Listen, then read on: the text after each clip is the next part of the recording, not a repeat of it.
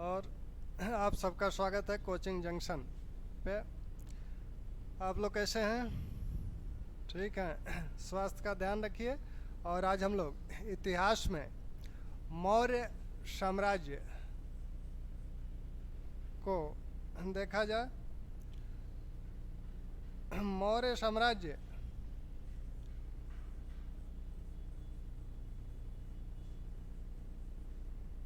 में जो चीज़ें पढ़नी हैं पहले उसको जान लिया जाए।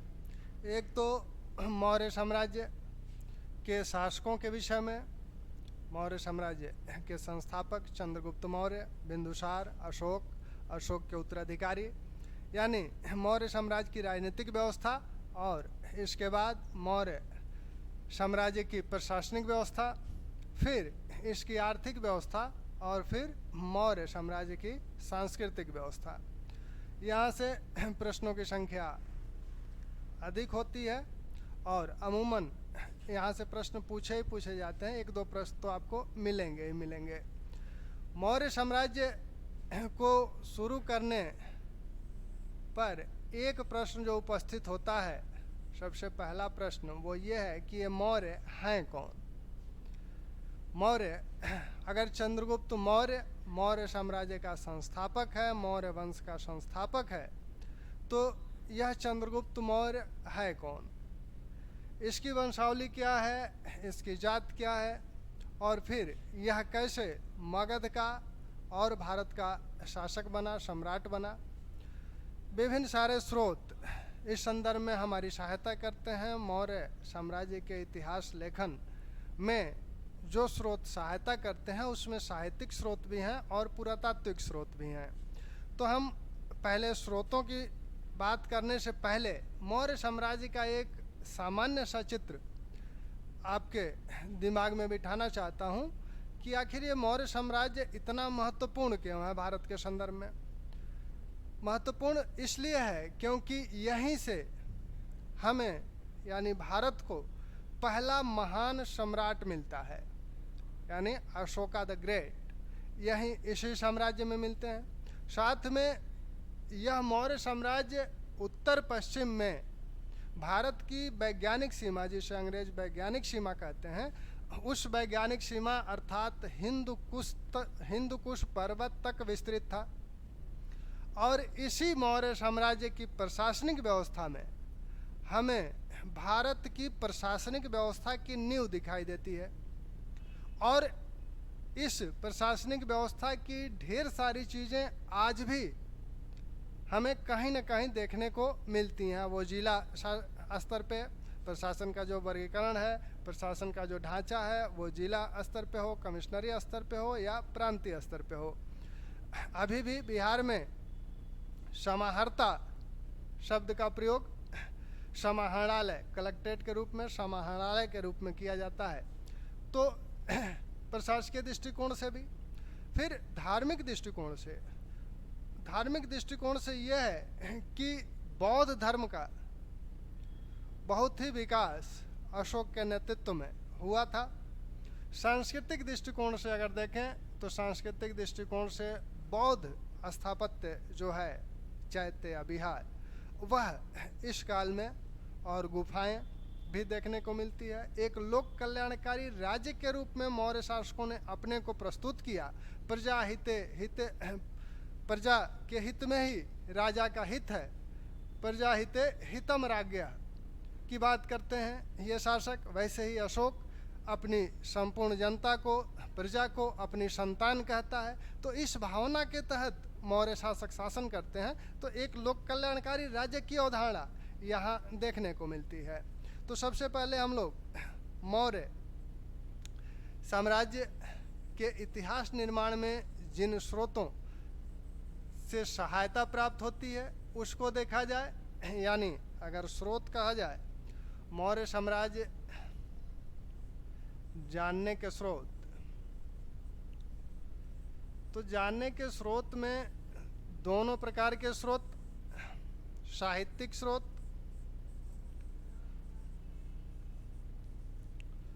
पुरातात्विक स्रोत,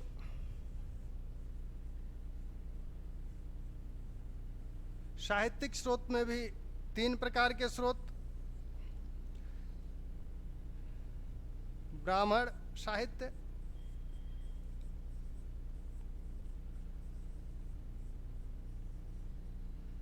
ब्राह्मणेतर,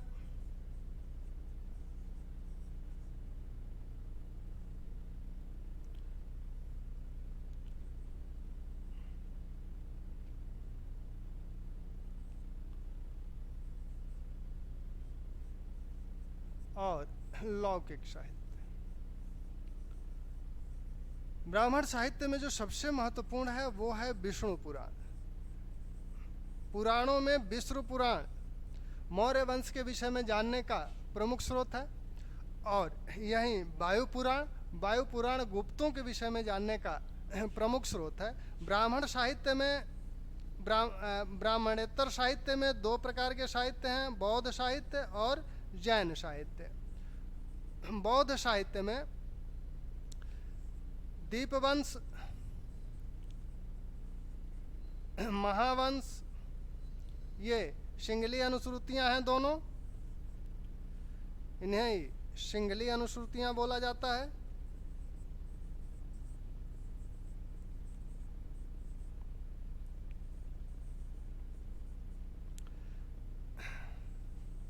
दिव्योदान,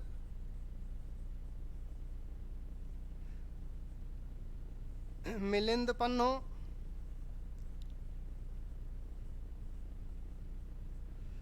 तिब्बती लेखक तारानाथ। जैन साहित्य में सबसे महत्वपूर्ण जो ग्रंथ हैं मौर्यों के विषय में जानने के, ये परिशिष्ट पर्वन, हेमचंद्र ने इसे लिखा।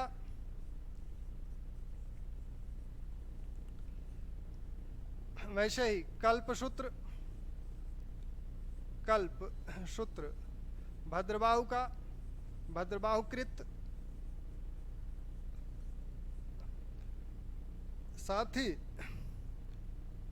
लौकिक साहित्य की बात करें तो लौकिक साहित्य में सबसे महत्वपूर्ण जो ग्रंथ है वो है आपका विशाख दत्त कृत मुद्रा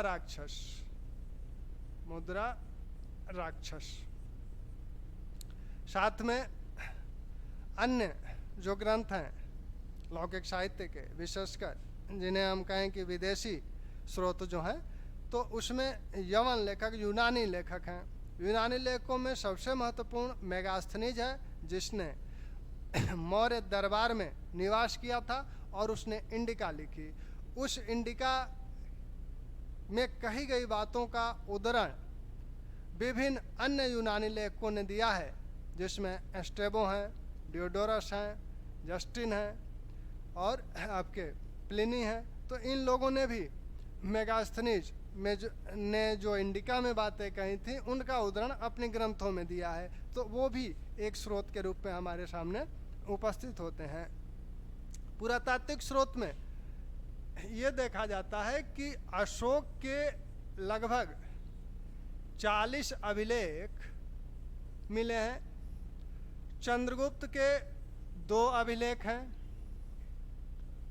महास्थान और शाहगौरा। वैसे ही गुहालेख अशोक के और दशरथ के, और एक अभिलेख जूनागढ़ से जो प्राप्त होता है वो है रुद्रदामन का जूनागढ़ अभिलेख। तो इतने स्रोत हैं। मौर्य साम्राज्य के दक्षिण में विस्तार को इंगित करने वाले अशोक के अभिलेख तो हैं ही, साथ में तमिल ग्रंथ भी हैं, जिसमें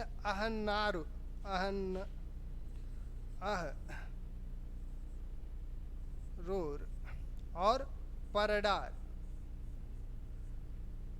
इन दोनों, मामूलनार ने इसको लिखा, इसको कपिलर ने लिखा था। तो इसमें भी मौर्यों का दक्षिण के राजाओं पर आक्रमण, अधिकार का उल्लेख हुआ है। तो इस प्रकार ये हमारे स्रोत हैं जिसके विषय में मौर्य साम्राज्य की जानकारी मौर्य साम्राज्य की जानकारी इनसे प्राप्त होती है। अब इसके पश्चात हम लोग आए चंद्रगुप्त मौर्य पर कि चंद्रगुप्त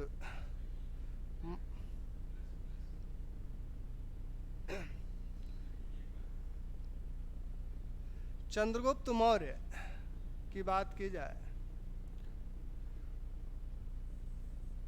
चंद्रगुप्त मौर्य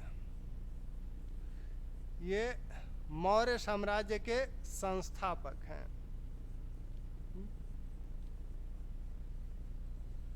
मौर्य साम्राज्य का जो काल है, मौर्य काल जिसे हम कह सकते हैं, यह आपका 322 ईसा पूर्व से 184 ईसा पूर्व तक माना जाता है। 322 ईसा पूर्व में चंद्रगुप्त का राज्याभिषेक हुआ था और अंतिम शासक जो मौर्य साम्राज्य के हैं, मौर्य वंश के, बृहद्रथ, वो 184 ईसा पूर्व तक शासन किए थे।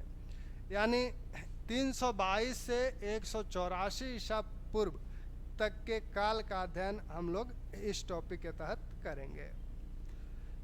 चंद्रगुप्त मौर्य के विषय में या मौर्य वंश के विषय में पुराण और मुद्रा राक्षस ये कहते हैं कि ये शूद्र थे।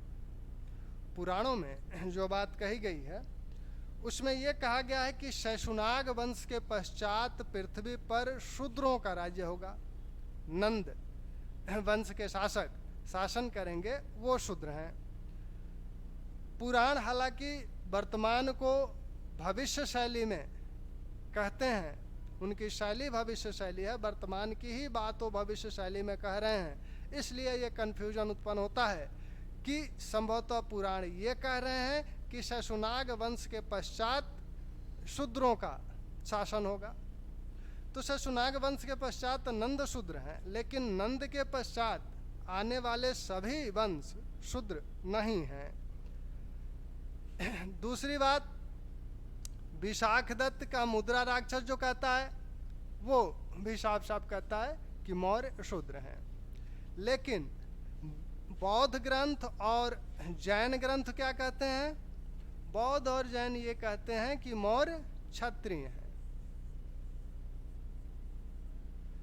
बौद्ध ग्रंथ महाबोधि वंश कहता है कि चंद्रगुप्त नरेंद्र कुल से संबंधित है, यानी वह राजकुल से संबंधित है।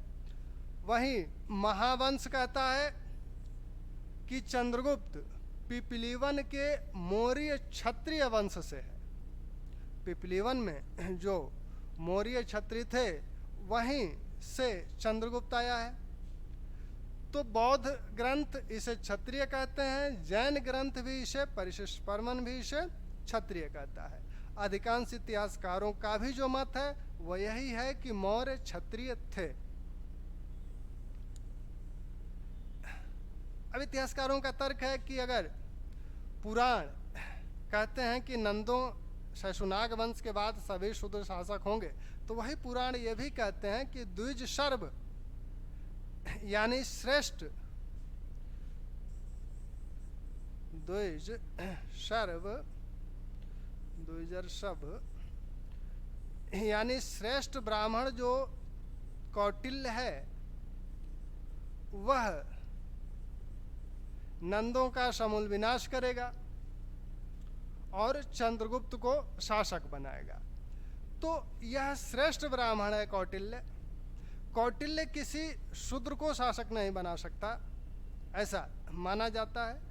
तो इस आधार पर भी ये कहा जा सकता है कि मौर्य शूद्र नहीं होंगे। अगर शूद्र होते तो कौटिल्य इन्हें शासक नहीं बनाता। एक विद्वान जो मौर्यों के विषय में एक नई बात कहते हैं, वो ये कहते हैं स्पूनर साहब कि मौर्य पारसी। इस मत को ध्यान रखिएगा कि मौर्य पारसी, ठीक। तो मौर्यों के वंश के संदर्भ में तीन तरह की बातें आती हैं। पुराण, और मुद्रा राक्षस कहते हैं कि ये शूद्र हैं। वहीं बौद्ध और जैन ग्रंथ कहते हैं कि ये क्षत्रिय हैं, यही सर्वाधिक मान्य मत भी है। और स्पूनर कहते हैं कि ये पारसी हैं। तो मौर्यों की यह जो वंश संबंधी समस्या है वो समाप्त हुई, आप इन्हें क्षत्रिय ही मानेंगे। ठीक। अब चंद्रगुप्त कहाँ से आया, कौटिल्य इसे शासक क्यों बनाया, तो इस संदर्भ में बौद्ध ग्रंथ और मुद्रा राक्षस से जो जानकारी मिलती है वह ये मिलती है कि कौटिल्य का एक बार नंद वंश के शासक घनानंद के यज्ञशाला में अपमानित किया गया था।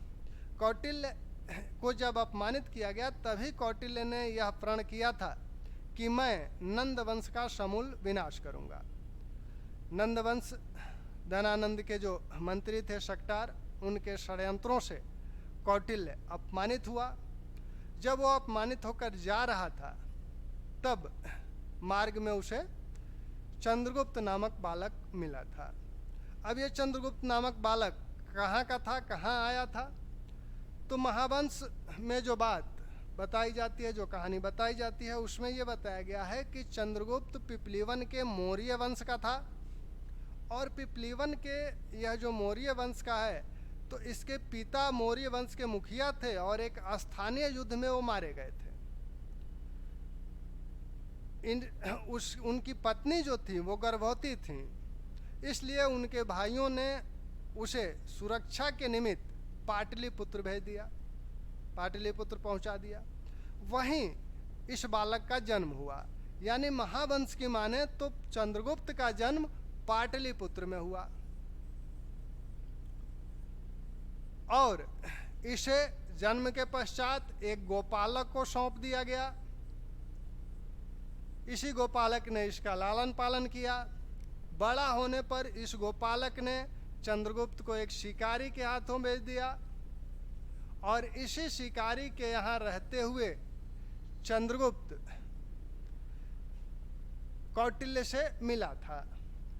जब कौटिल्य अपमानित होकर जा रहा था तो मार्ग में उसे कुछ बच्चे खेलते हुए दिखे। ये बच्चे राजकिलम नामक खेल खेल रहे थे, राजकिलम नामक खेल खेल रहे थे और इस खेल में चंद्रगुप्त राजा की भूमिका में था, राजा बना था।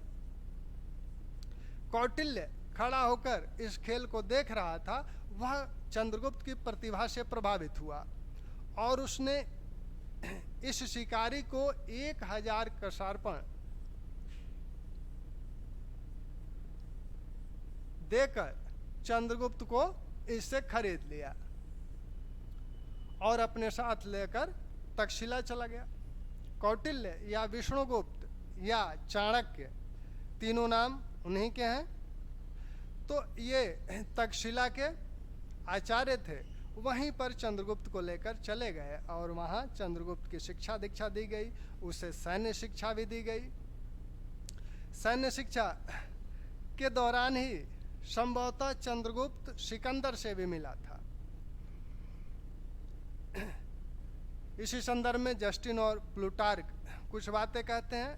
वो बताते हैं कि चंद्रगुप्त सिकंदर से मिला था। जस्टिन कहता है कि सिकंदर एक बार चंद्रगुप्त के अस्पष्टवादिता से नाराज हो गया और उसे मार डालने का आदेश दिया, लेकिन चंद्रगुप्त चालाकी से भाग निकला। जब वह कौटिल्य के पास गया तो कौटिल्य बहुत प्रसन्न हुए, क्योंकि कौटिल्य का मत है कि एक राजा में एक शेर और एक लोमड़ी दोनों के गुण होने चाहिए। इसी तरह प्लूटार्क कहता है कि चंद्रगुप्त नंदों के विरुद्ध सहायता के लिए सिकंदर से मिला था। प्लूटार्क क्या कहता है? प्लूटार्क कहता है कि चंद्रगुप्त नंदों के विरुद्ध सहायता के लिए सिकंदर से मिला था। जस्टिन ऐसी बात नहीं कहता है। जस्टिन ये कहता है कि ये जब दोनों मिले थे तब सिकंदर चंद्रगुप्त की अस्पष्टवादिता से नाराज हो गया और उसे मार डालने का आदेश दिया। तो चंद्रगुप्त को तक्षशिला ले जाया गया, वहाँ उनकी शिक्षा दीक्षा हुई। अब चंद्रगुप्त के सामने दो लक्ष्य हैं। एक तो उत्तर पश्चिम क्षेत्र में यवनों का राज्य है, यानी इस क्षेत्र पर यवनों का अधिकार है, और इधर मगध पर नंदों का अधिकार है, नंदवंश का अधिकार है। कौटिल्य यह प्रतिज्ञा कर चुका है कि नंदों का हम समूल विनाश करेंगे, और यही कौटिल्य यह भी कहता है कि देश पर विदेशी शासन अच्छा नहीं होता, उसकी आलोचना करता है, यानी वह देश को विदेशी शासकों से मुक्त करना चाहता है। तो कौटिल्य विदेशी शासन से इस उत्तर पश्चिम क्षेत्र को मुक्त भी करना चाहता है और यहाँ नंदों का समूल विनाश भी करना चाहता है। चंद्रगुप्त के सामने ये दो लक्ष्य स्पष्ट रूप से हैं। अब चंद्रगुप्त ने एक सेना का गठन किया। इस सेना के लिए धन की आवश्यकता थी, तो ये कहा जाता है कि कौटिल्य विंध्य पर्वतों की ओर गया और वहाँ से धन एकत्रित किया, और उस धन से एक सेना का गठन किया गया। यहीं एक बात भी ध्यान रखिए कि डी कौशाम्बी का कहना है कि भारत में मुद्रा का अवमूल्यन सबसे पहले कौटिल्य ने किया था। ये जब विंध्य पर्वतों की ओर गए थे तो 8 का सार्पण को 80 का सार्पण इन्होंने बनाया। तो इस संदर्भ में वो कहते हैं कि भारत में मुद्रा का अवमूल्यन सबसे पहले कौटिल्य द्वारा किया गया। तो कौटिल्य यहाँ से धन इकट्ठा करके लाए और एक सेना का निर्माण किया गया। इस सेना में कौन कौन लोग हैं? अर्थशास्त्र में कहा गया है कि जो चंद्रगुप्त की सेना है किन लोगों से मिल के बनी है, तो वो सेना जो मिल के बनी है जिन लोगों से, उसमें प्रतिरोधक हैं, चोर हैं, चोरगण हैं, मल्लेच्छ हैं और शस्त्रोपजीवी हैं।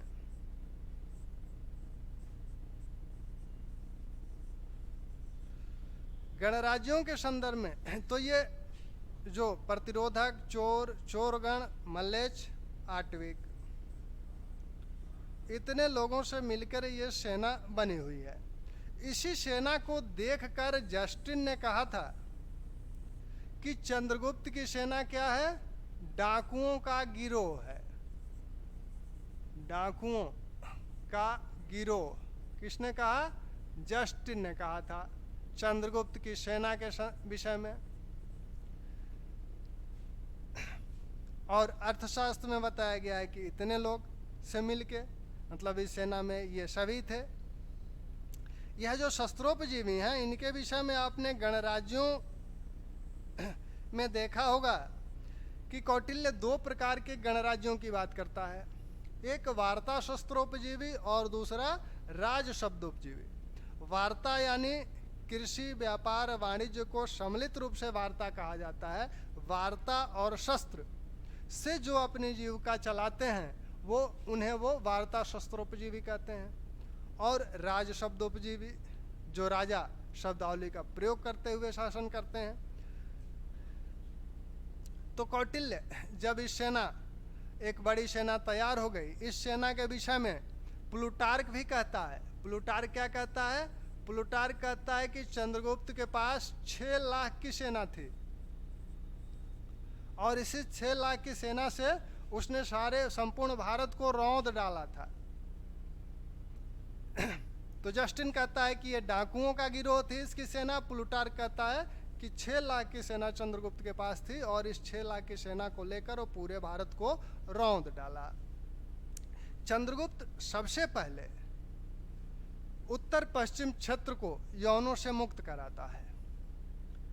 उत्तर पश्चिम क्षेत्र पर सिकंदर का आक्रमण हुआ था, आपने देखा ही था। तो सिकंदर का आक्रमण जब हुआ, उसके बाद सिकंदर ने विभिन्न क्षत्रपियों को अपनी ओर से इस क्षेत्र में नियुक्त किया था। वही क्षत्रपी इस क्षेत्र पर शासन कर रहे थे। चंद्रगुप्त का इन क्षत्रपियों के साथ युद्ध हुआ होगा। हालांकि इनके साथ युद्धों का विवरण नहीं मिलता है, लेकिन चंद्रगुप्त का इतना दबाव पड़ा इस उत्तर पश्चिम क्षेत्र पर कि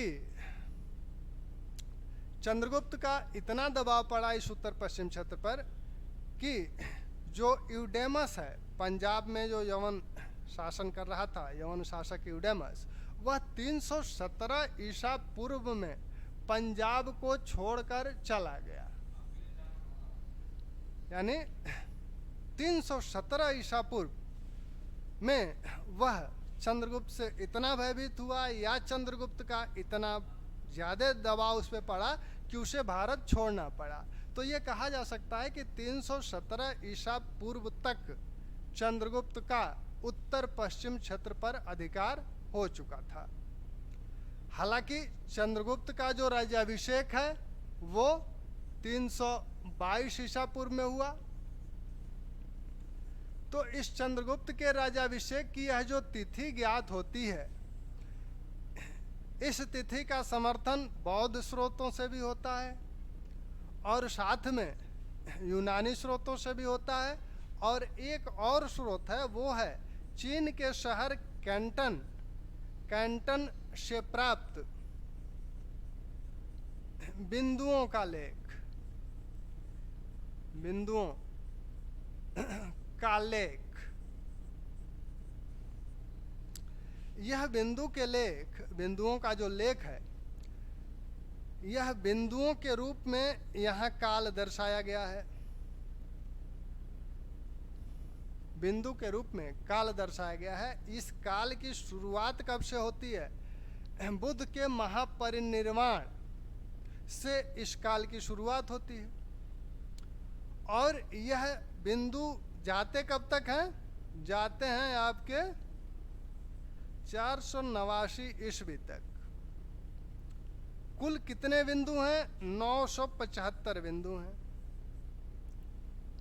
975 कुल बिंदु हैं, और ये बिंदु शुरू होते हैं बुद्ध के महापरिनिर्वाण से और जाते हैं 489 ईस्वी तक।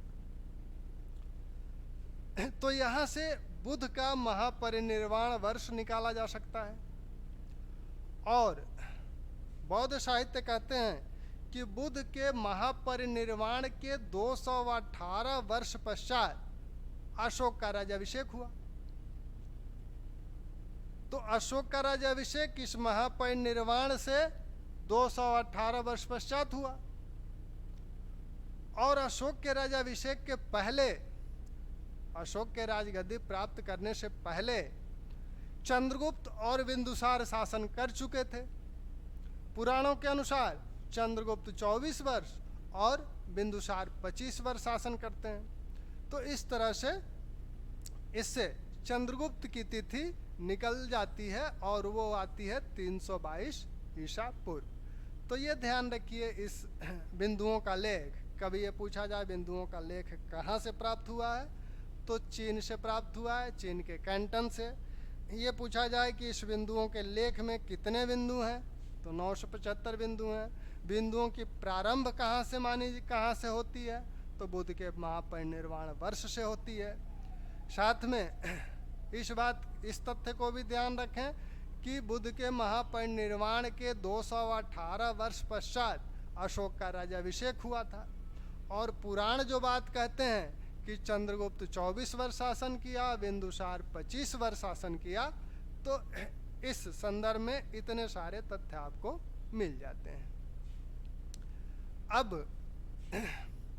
जब उत्तर पश्चिम क्षेत्र पर अधिकार हो गया चंद्रगुप्त का, तब वह मगध की तरफ ध्यान दिया, क्योंकि कौटिल्य का एक उद्देश्य यह भी था और चंद्रगुप्त भी इसे जीतना चाहता था।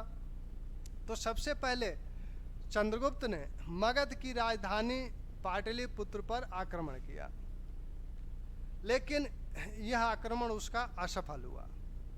यानी पाटलिपुत्र पर जो आक्रमण किया गया उसके द्वारा वह असफल हुआ। इस संदर्भ में यह कहा जाता है कि एक बार चंद्रगुप्त और कौटिल्य रात्रि में एक गांव में विश्राम कर रहे थे। उसी दौरान एक माँ अपनी झोपड़ी में अपने बच्चे को भोजन दी थी करने के लिए, भोजन करा रही थी, और भोजन में उसे पुआ दिया था खाने के लिए।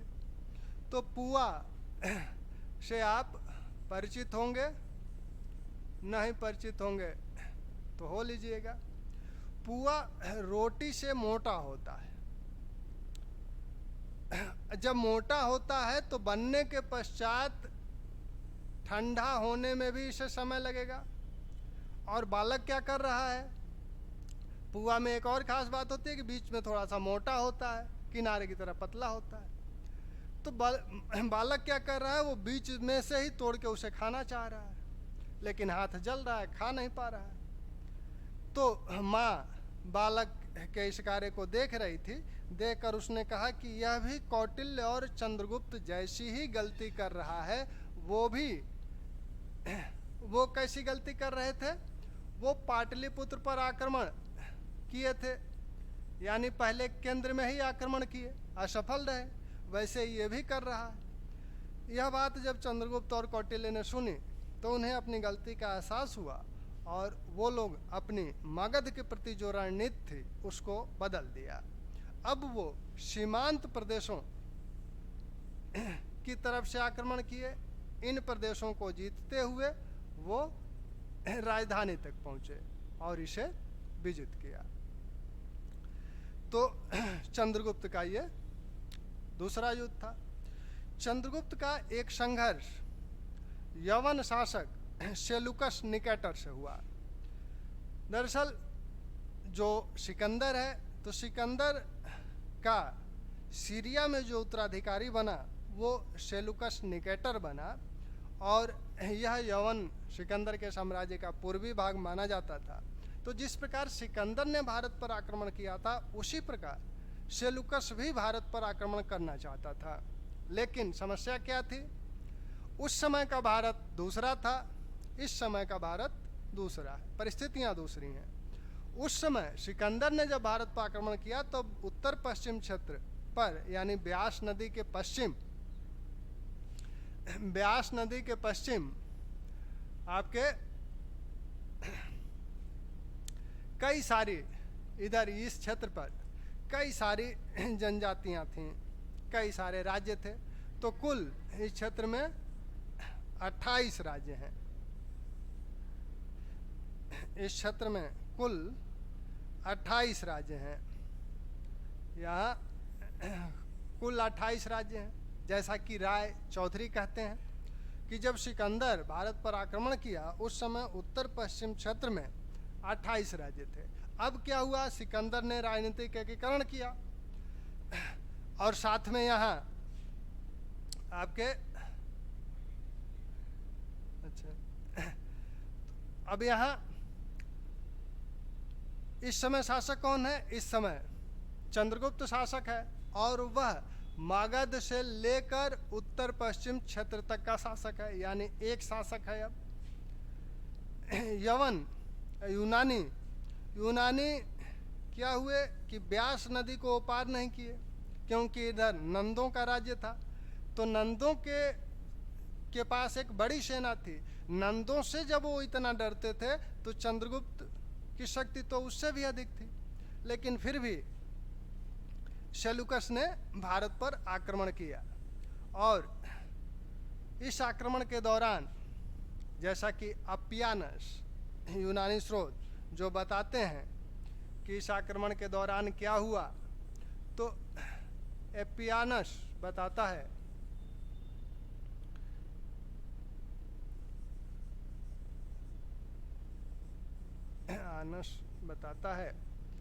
कि दोनों के बीच युद्ध हुआ, सिकंदर और सेलुकस निकेटर के बीच।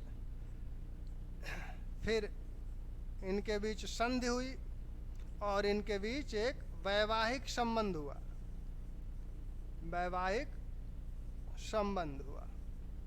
ये बात अपियानस बताता है कि दोनों के बीच युद्ध हुआ, फिर संधि हुई और एक वैवाहिक संबंध हुआ। इसी संदर्भ में एस्ट्रेबो भी कुछ बातें बताता है।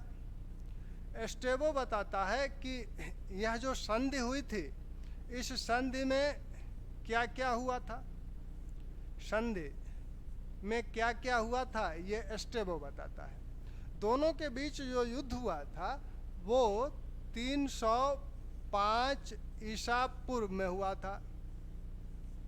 सेलुकस निकेटर, निकेटर का मतलब विजेता होता है, तो सेलुकस निकेटर और चंद्रगुप्त के बीच जो युद्ध हुआ था वह आपका 305 ईसा पूर्व में हुआ था। अप्पियानस कहता है कि इनमें युद्ध हुआ, इसके बाद संधि हुई और इन दोनों के बीच एक वैवाहिक संबंध स्थापित हुआ। जो संधि हुई उसके विषय में स्ट्रेबो बताता है कि क्या हुआ, तो वो कहता है कि सेलुकस ने अपना 4 प्रांत चंद्रगुप्त को दिया और चंद्रगुप्त ने 500 हाथी सेलुकस को दिया, 500 हाथी सेलुकस को दिया। और स्ट्रेबो ही बताता है कि सेलुकस ने अपना एक दूत मेगास्थनीज को चंद्रगुप्त के दरबार में भेजा। तो इस संधि में इतनी बातें हुई। सेलुकस 4 प्रांत देता है किसको?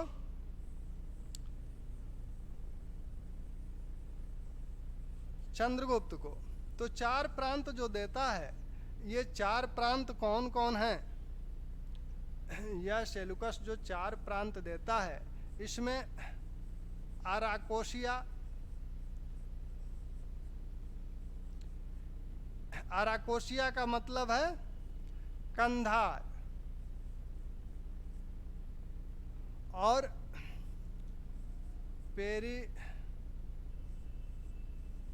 पेनशिडाई इसका मतलब है काबुल से, एरिया इसका मतलब है हेरात से, और जेड्रोसिया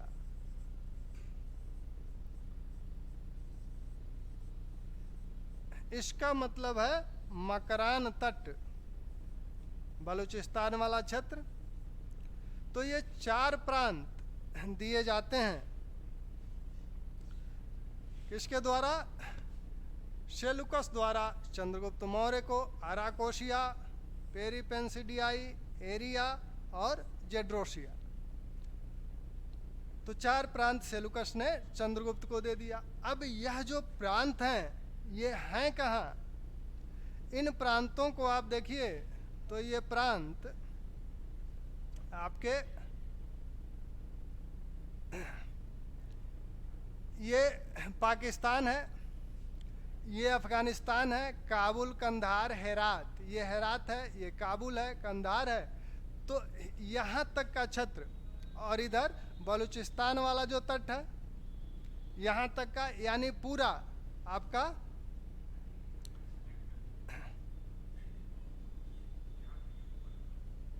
अच्छा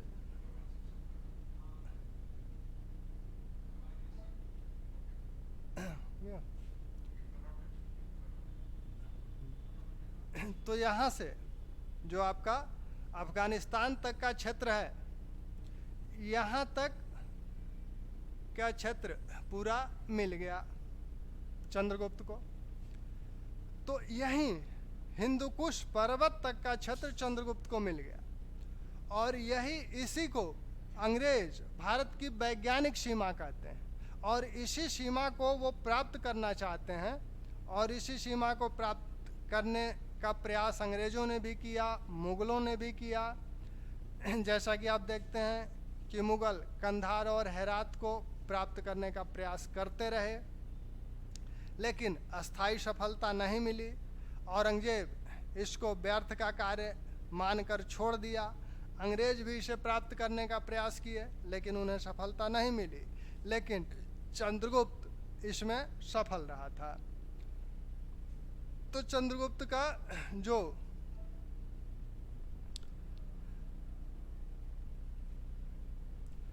चंद्रगुप्त ये जब प्रांत प्राप्त कर लिया तो अब उसे हिंदुकुश पर्वत की वैज्ञानिक सीमा, भारत की वैज्ञानिक सीमा मिल गई।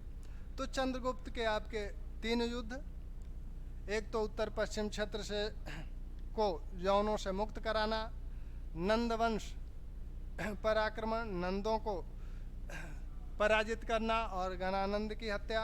उस समय गणानंद का सेनापति भद्रशाल था और चंद्रगुप्त और भद्रशाल के बीच जो युद्ध हुआ था, उस युद्ध का विवरण एकमात्र मिलिंद पन्नों में मिलता है। उसके अनुसार युद्ध बड़ा भीषण हुआ। और तीसरा युद्ध जो हुआ था वो सेलुकस निकेटर से हुआ था, जिसमें भी चंद्रगुप्त विजयी रहा था। तो ये चंद्रगुप्त की विजय हैं।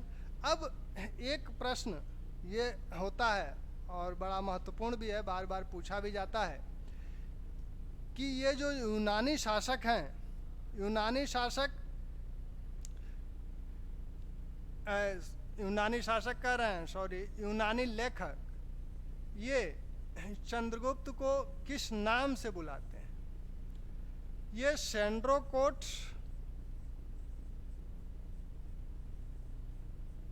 और एंड्रोकोट्स,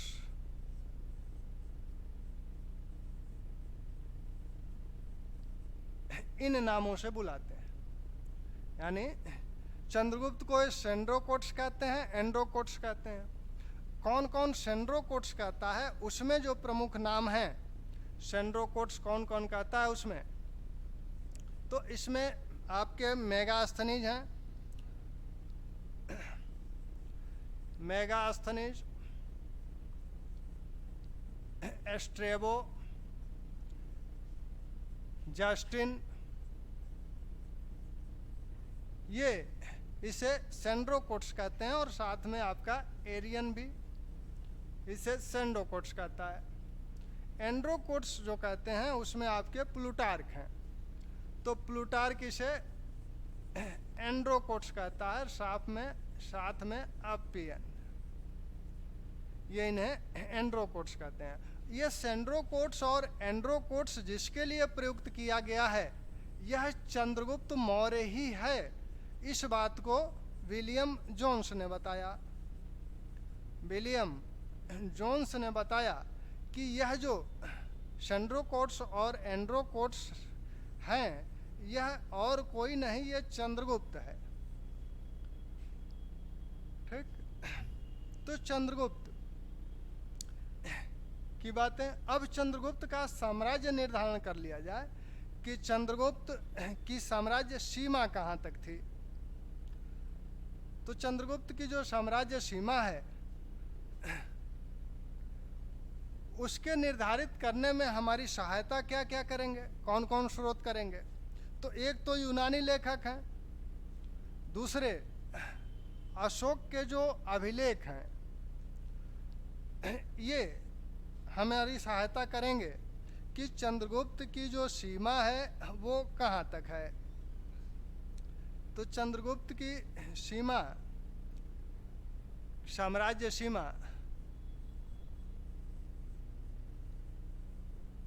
सीमा का निर्धारण किया जाए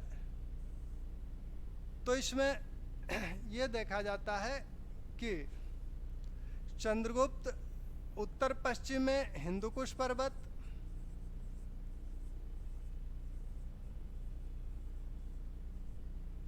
इधर नेपाल की तराई,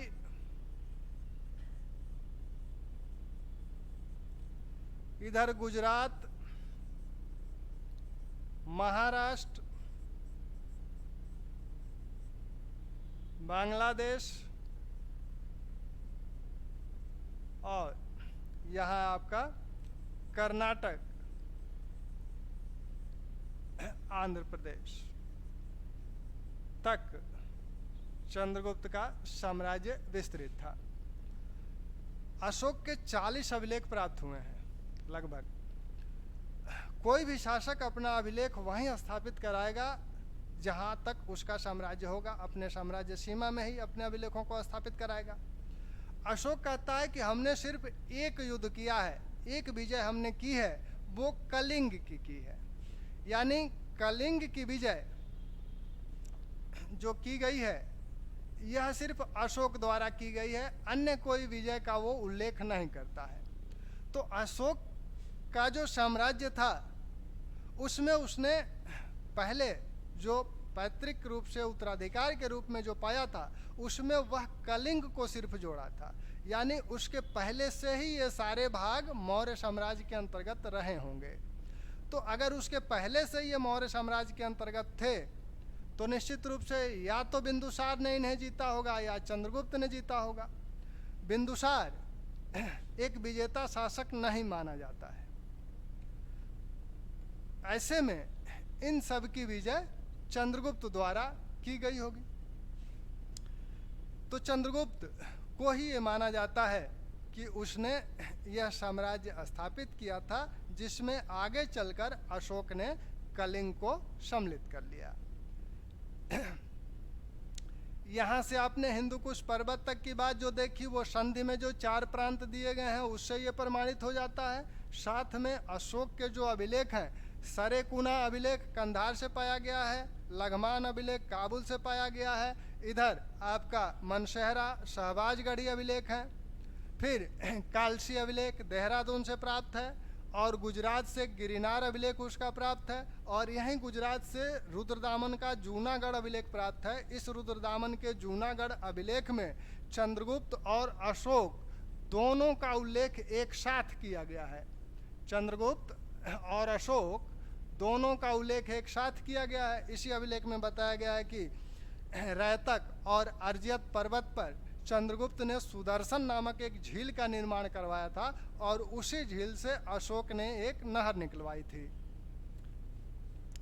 यहाँ गुजरात के नीचे आए महाराष्ट्र में सोपारा से अशोक का अभिलेख प्राप्त होता है, और इधर कर्नाटक तथा आंध्र प्रदेश में देखें तो अशोक के सर्वाधिक लघु शिलालेख जो प्राप्त होते हैं वो आपके कर्नाटक से प्राप्त होते हैं। वो ब्रह्मगिरी हो, सिद्धपुर हो, जटिंग रामेश्वर हो, नेतूर हो, उड़ेगोलम हो, ये सारे अभिलेख आपके कर्नाटक से हैं। राजबुल मंडगिरी अभिलेख आपका आंध्र प्रदेश से है। एरुगुड़ी अभिलेख आपका आंध्र प्रदेश से है।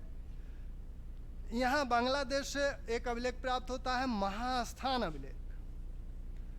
महास्थान यह चंद्रगुप्त का अभिलेख, जिसमें राशनिंग प्रणाली की भी बात की गई है। तो अभिलेखों की जब बात होगी तो वहाँ इसका जिक्र होगा। नेपाल की तराई से भी अशोक के अभिलेख प्राप्त हुए हैं, निगलीवा और रुमंदेई अभिलेख।